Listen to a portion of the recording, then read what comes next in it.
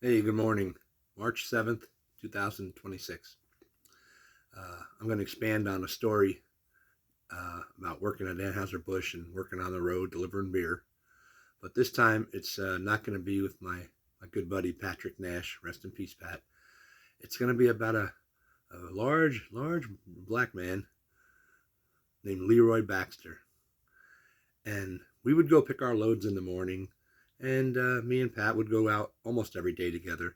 But sometimes the loads were slim pickings, and we would have a chance to maybe I'll go with a guy, you go with a guy, we'll meet back here later, and then we'll drive home together because it would have been better off. Maybe this guy had 8 stops, that guy had 10 stops, but if we went together, we'd have 22 stops in Bergen County, somewhere way up in Dumont or something. It would have been a long day. So we'd stay close and we'd go with someone else. So this one day, I forget who Pat went with that one day, but I went with Leroy Baxter. Evidently, maybe his partner was on vacation that week or whatever, for whatever reason, his name was open. He was the driver. I was going to be the helper. Same thing with Pat. He signed up with somebody. They were going to be the driver. He was going to be the helper. So the helper would usually take care of the money, run in, see where they wanted the beer and everything. So I go out to the truck, and it's Leroy Baxter. He's waiting out in the truck for me. He's already checked to see if everything's on the truck, and we're ready to go. So I jumped in the truck, and it was our first day working together. And I kind of had seen him around, but we hadn't spoken much up until that point. So I said to him, it was a Hudson County load, and Hudson Bergen, I think it was. So that could either be like Kearney, Harrison, East Newark, going up to North Arlington, Lyndhurst, something like that, or it could be on the other side of Hudson County. It could have been like Jersey City and going up towards Fairview and up that way. Ridgefield Park, things like that. So I went out to the truck. I said, "Hey, where are we going?" He says, "Oh, we're going to go to Kearney, North Arlington, Lyndhurst." I said, "Oh, wonderful. I live in Kearney. I grew up in Kearney." He said, "Oh, really?" I said, "Yeah." So we went over and we did a few stops, and then our next stop was Tejan's Deli. And Mark Tejan, if you see this, we were there with you that day, and your dad, and I guess your Uncle Richie was there too. Me and Richie got along good. He had that Mercedes Benz, the convertible. I think it was a convertible, but he had a nice car, and I don't think he ever got married though. But he was a good guy too. And if anybody in Kearney sees this, Tejan's Deli. It was the best deli in town, best lunch meat. The grandma made the German potato salad. His grandfather, but I think by this time the grandma and grandpa were already passed away. But I can remember being a young kid going over there and seeing the grandma and the grandpa. Germans, great people, wonderful people. His grandfather, hard worker, he started the business, I guess. So I go in, I see Mark, and we're going to bring the beer in. And I said to Leroy, "Hey, Leroy, after this stop is over, how would you like to go across the street and meet my wife, Tammy? She works diagonally from Tejan's over in Afton Auto Body. She worked the front. She kind of helped Tweet out. Tweet was the owner of Afton Auto Body. He was a Italian guy, no nonsense guy. A lot of people didn't like Tweet, but I liked Tweet. He was just he wasn't a big talker. I'm sure when I first met him, he thought I talked too much, but he loved Tammy. He knew Tammy was a good girl, and if anybody who's ever met Tammy, she is something. She is really. I got lucky. I did. I can't stress that enough. Every video I got lucky getting Tammy. So he said, "Sure." So after we delivered to Tejan's, you're facing Harrison because you're on that side of the street. And we had to turn around and come back and go in front of Afton Auto Body. So I went in and I said, "Hey, Tam, hey," because Tammy had seen me. Every time she saw a Bud truck over there, she'd come out of the store and she'd, "Boomer." And I yell, "Boomer." I call her Boomer. She calls me Boomer. It's crazy. I figure if one of us gets Alzheimer's, at least one of us will know our name, right? So I call her Boomer. She calls me Boomerette. She's really Boomerette, but I call her Boomer. So she came out and waved, and I waved. And usually she knows when I'm there, I'm stopping to see her, So we stopped, and she came out, and I said, "Hey, I want you to." She thought it was, at first she thought I was probably with Pat Nash, and then she saw, I'm with this big black guy, So I stopped, and she came out, and I said, "Hey, Tam, I want to introduce you to my new friend, Leroy Baxter." And she said, "Hi, Leroy." And he looked at her and he said, "Oh my God, you got beautiful blue eyes." I mean, if I had a dime for every time somebody told Tammy she had beautiful blue eyes, I'd be a Elon Musk. So we had a good visit. We didn't stay too long because we want to get done. And we were in the truck all day. He said, "My God, Boomer, how the hell did you get her?" And I said, "Leroy, I don't know. Just it was fate. And I kind of told him the story that I have already shared how I met Tammy. He thought that was a great story. Everybody I tell that story to says that's a great story. That's a story you can tell everybody, and everybody. In fact, every time I tell that story, people just love it. So we finished the day, and now all of a sudden we're friends. So when we see each other down at work in the morning picking the loads, he comes right over. "Hey, Boomer. Hey, Leroy." I give him a hug. He was just a big huggable guy. He was a big teddy bear. And one thing about Leroy was he had a bad hip. And he had a walk where on that one, I think it was his right hip, he just had that, and he looked like he had cerebral palsy. If you ever saw a person with cerebral palsy walk, how it always affects just one side? But it didn't affect his hands. He didn't have cerebral palsy, obviously, but he had that walk. He had a very bad hip. And I don't know if this is true, but he may have been in Vietnam and got shot in the hip. I don't know if that's a true story, so don't hold me to it. He had a bad hip, and he looked like he walked like a limp, like cerebral palsy. So this must have been around 1991, because my son Stephen was born the next year. So we were talking, and he'd say, "Hey, Boomer, I'm going over to Kearney today. I'm going to go see your wife, I'm going to Tejan's, and I'm going to stop and see your wife." And I say, "God bless you, buddy. Go see her. She likes you." So, he'd always say, "Oh, my God, love your wife. Love your wife. Tammy's so nice, so nice." So one day I come to work, and I say, "You're not going to believe it," to everybody. "Boomer is going to be a dad," because I always said I didn't want kids, And even though I played with all the neighborhood kids, and anytime I went, I loved kids. And I don't know why, but I had a feeling that if I had a kid, something was going to be wrong. I don't know why. I just always had that feeling that if I had a kid, there was going to be something wrong. So I came to work and I said, Tammy's pregnant. I'm going to be a father. I'm like so excited. And Leroy said to me, "Oh, Boomer, I got some bad news for you." And I said, "What's the matter, Leroy? I'm going to be a father." He goes, "Yeah, that baby's going to come out black." I said, "What?" He said, "Yeah, I didn't want to tell you, but, I went over to visit Tammy. Things got a little heated, I think I got the super sperm, so I think that baby's going to come out black."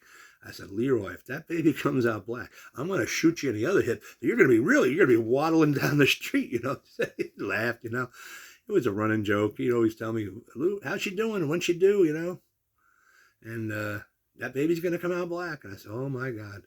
I went home. Me and Tammy had a running joke, I didn't go home and say, "Tammy, is that baby going to come home?" It was funny. So fast forward, 8 months, whatever it is, she's 7 more months. Tammy has a baby, and it was a boy. It was my son Stephen, and it was a perfectly healthy, Well, he had a little problem. It was called,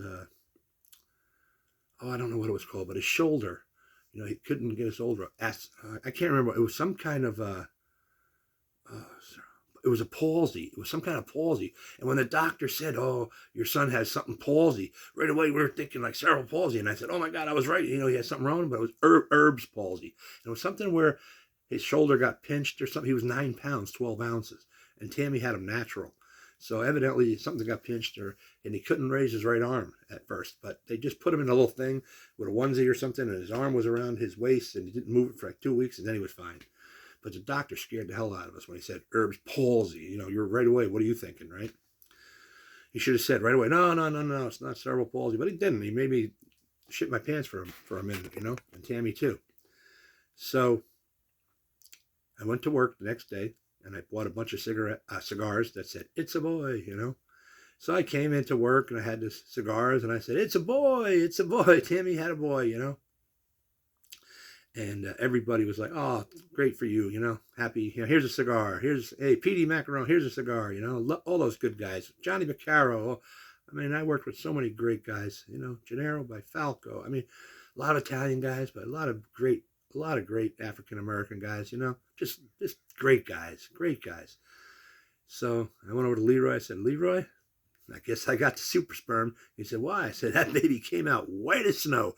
It ain't your baby. He said, oh, son of a bitch, you must have hit it before I did, He was a nut. I gave him a cigar. And, we had just had some good times. So about a year later, Stephen is getting ready to take his first steps. And I get a call from the office. Hey, call your wife.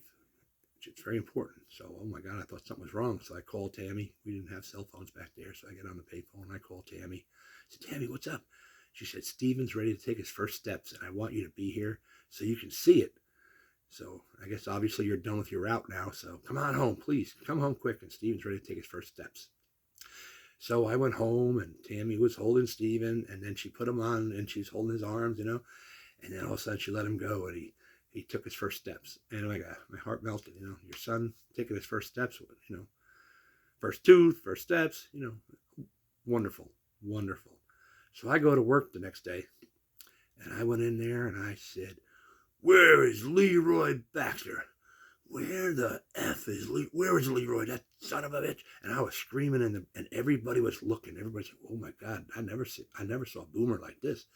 So Leroy came out of where you picked the loads, and it was in a different room, and he came out and he said, Boomer, what's the matter? I said, Leroy, you son of a bitch. I went home yesterday, and my son took his first steps, and Tammy let him go, and he went, oh, it is your baby, you rat bastard, And he laughed, and he gave me a hug, and I said, I love you, Leroy, and he said, I love you back, Boomer. And, that's the kind of stories we had down there, and, but to expand on talking about not wanting to have any children, Stephen wasn't talking on time. He was delayed. He was behind. And then we'd notice he had these little stims, he'd slap his fingers, and I kind of knew, Stephen has autism. It was pretty obvious to me, and I think it was a little obvious to Tammy too, but I think she was in denial, a little bit in denial. No, he's going to be okay, because he would watch the TV, and he'd watch the stock symbols going across. Oh my God, when they went across, and oh my God, he would finger flap, and he was unbelievable. And sometimes you'd say, Stephen, he wouldn't look at you. Stephen, he wouldn't look at you. We thought he had a hearing loss, so we actually took him. The first thing we did was take him to see if he had hearing loss. And they go in this little soundproof room, and they have these, it almost looks like little monkeys that are playing the cymbals, and they're in each side, right? So the person would say, Stephen, look at me. And if he looked at the monkey, the right one, it would play the cymbals. So now he got excited. And then it would be the one behind him, and he'd look back, and they'd play the cymbals. So we knew it's not hearing loss. Stephen doesn't have hearing loss. So come to find out, we go to Hackensack Medical Center, and while we were there, we met a woman who had 2 children with cystic fibrosis. 2 little kids, a boy and a girl, probably 2 years apart, and they both had cystic fibrosis. And anybody that knows anything about that, you're not going to live a long life, especially back then in 1990, It was sad, but she was a trooper, that lady. She was wonderful. So while we were there, I had to go in with Stephen into a room where he was being observed, and I was alone with him in a room, and they would say, all right, stack the blocks, and we'd try to get Stephen to stack, and he would line them up perfectly, and they'd say, well, move the blocks around, and I'd move the blocks around. Oh my God, he would freak out, and scream a little bit, and they did a lot of things like that. And afterwards, the doctor pulled us into, I think his name was Dr. Horowitz, a Jewish guy. Big surprise, right? Great, nice guy, I thought at first, but after a while, we didn't like that guy. I'll tell you why. Because when he told us Stephen had autism, he said, I'm not going to sugarcoat it. I'm not one of these guys going to give you the bright outlook, like the one is unattainable. He said, your son is severely autistic. He will never speak. He will never attend a regular classroom. He may even have to be institutionalized. And Tammy said, well, I'm telling you right now, that kid right there that you're telling me this thing about, he's going to graduate college. And the guy looked at Tammy. He said, oh my God, honey, you're in denial. He said, the best thing you can do right now is accept your situation and make the best of it.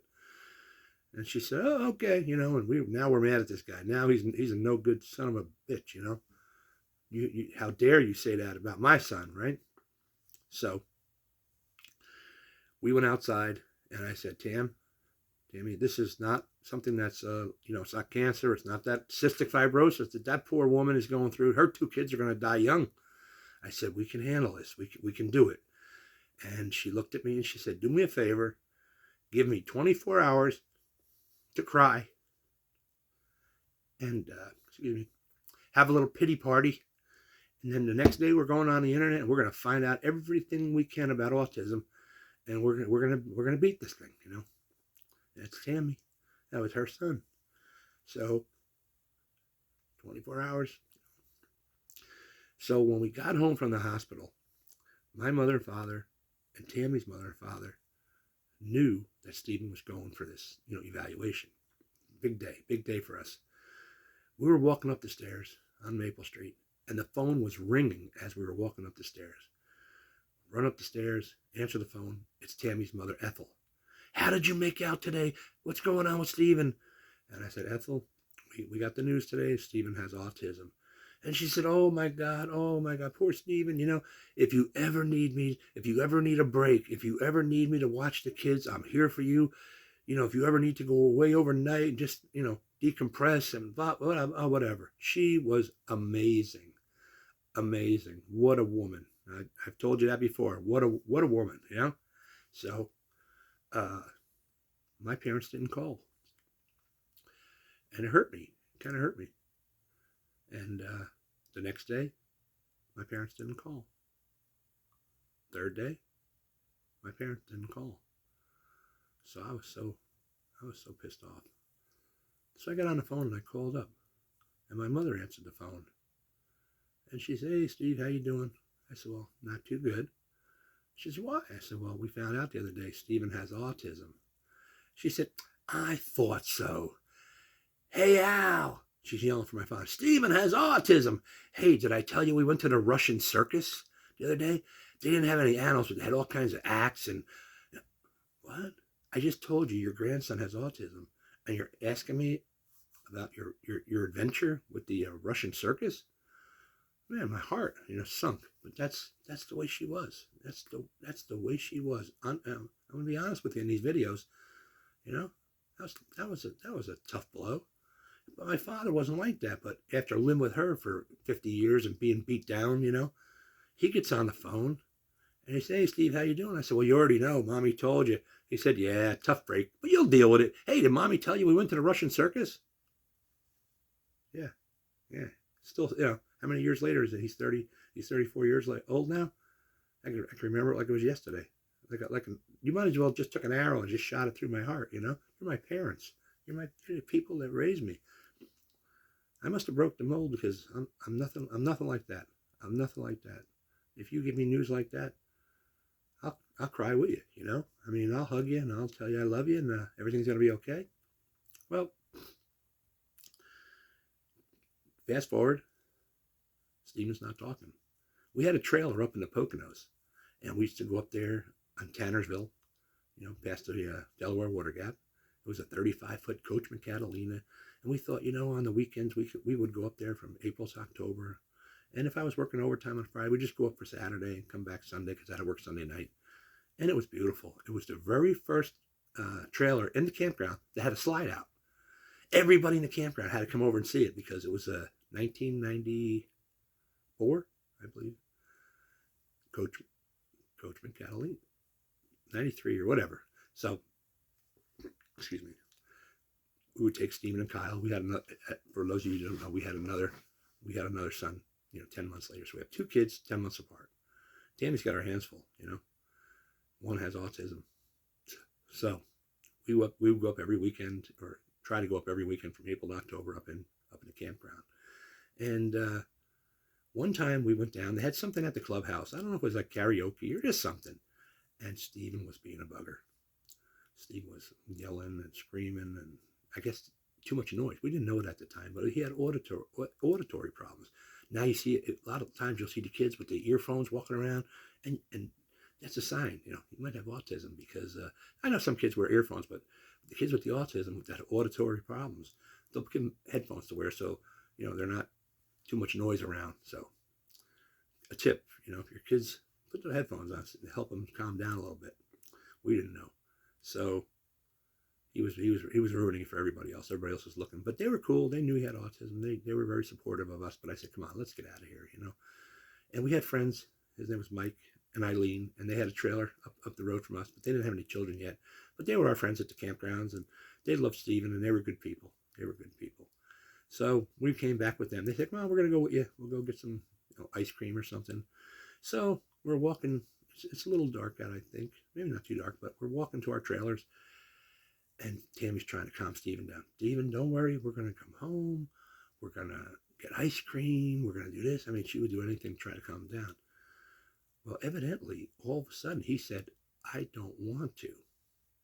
He's like 2.5 years old. "I don't want to." He never spoke a word in his life, and he's speaking a full sentence. So right away, I was walking with Mike, and I had Kyle. I had my son, and he doesn't want to be part of this Facebook thing, so let's leave it at that. So just a YouTube thing. So Tammy was walking with Steven, and she said, Did you just say I don't want to?" I said, What are you talking about?"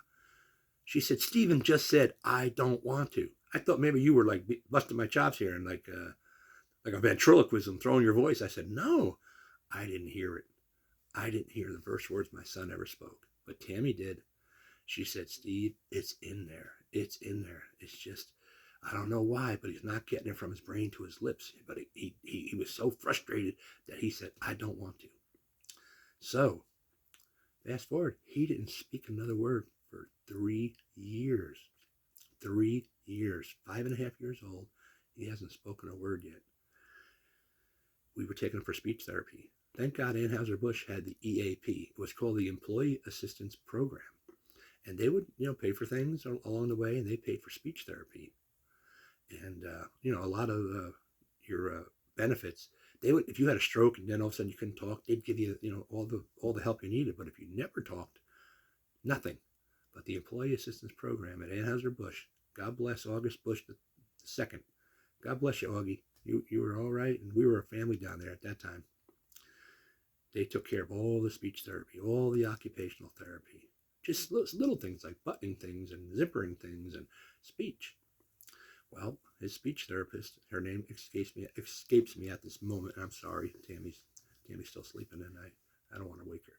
But one day she said that they were looking in the dictionary, and she was pointing at words and saying apple, whatever, different words. And Steven pointed to a word and said Alzheimer's. And the lady must have fell off her chair. And when we picked him up that day, she said, "You're not going to believe this." He said Alzheimer's. What?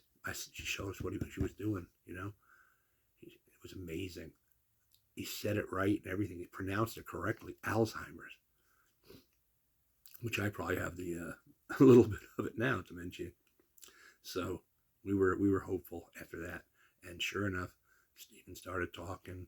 Steven started doing better. Steven's on the honor roll at school. He's like the little mascot on the volleyball team. He'd run around for all the pretty girls that were on the volleyball team, and he'd gather all the balls up for them and stuff. And he met a girl. Her name was Alexis Cott, and she was on the volleyball team, and then she was on the basketball team, and she was the prettiest girl in school. She was unbelievable, and she liked Steven. Can you imagine? You're an autistic kid.